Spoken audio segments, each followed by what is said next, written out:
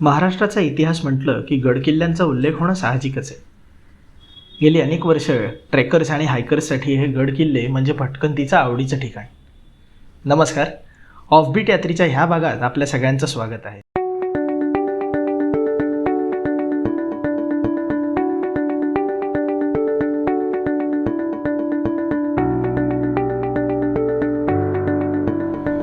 कर्जतपासून अनेक गडकिल्ले जवळ असल्यामुळे ट्रेकर्सचे हे आवडीचं ठिकाण आहे. कर्जतपासून अवघ्या 9 किलोमीटरवर असणाऱ्या सोंडाई गडावर आज आपण जाणार आहोत. गडावर जाण्यासाठी गावातून इको टॅक्सी उपलब्ध आहेत.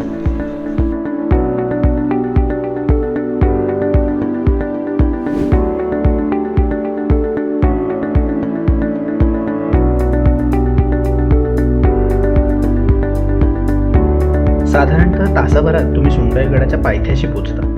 हा गड तसा छोटा आहे आणि त्यामुळे बिगिनरसाठी हे उत्तम ट्रेक लोकेशन आहे.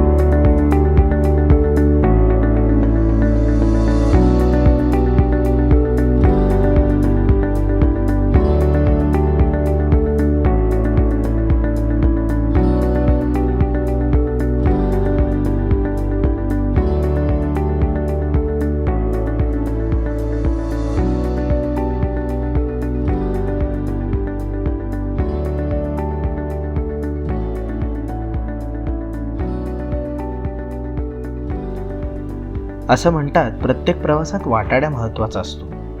आमच्या ह्या प्रवासात आमचे वाटाडे म्हणजे हे कुत्रे. खालपासून वरपर्यंत हे आपल्याबरोबर येतात आणि जर आपण विश्रांतीसाठी मध्ये थांबलो तर तेही अगदी माणसासारखे आपल्याबरोबर थांबतात.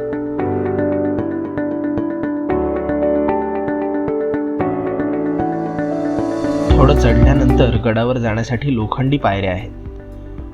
वर आल्यानंतर समोरच सोंडाई देवीचं मंदिर आपल्याला दिसतं. ह्या देवीच्या नावावरूनच ह्या गडाचे नाव सोंडाई ठेवले आहे.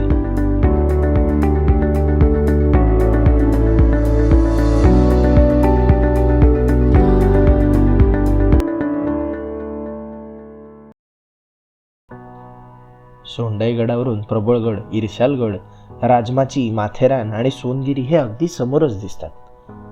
ह्याच कारणामुळे व्यापारी मार्गावर देखरेख करण्यासाठी पूर्वी या गडाचा वापर होत असे.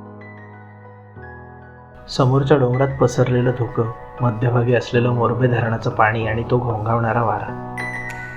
खरंच हे सगळं पाहिल्यावर आपण अगदी निशब्द होतो आणि त्याच दृश्यांच्या आठवणीत आपण गड उतरून कधी खाली येतो हे कळत सुद्धा नाही.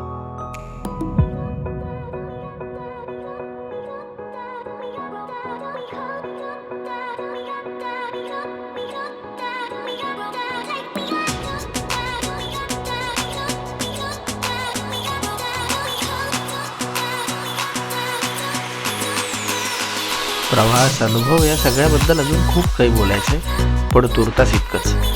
भेटूया ऑफबीट यात्रेच्या पुढच्या भागात. तोपर्यंत आमच्या चॅनलला लाईक करा, शेअर करा आणि सबस्क्राईब करा.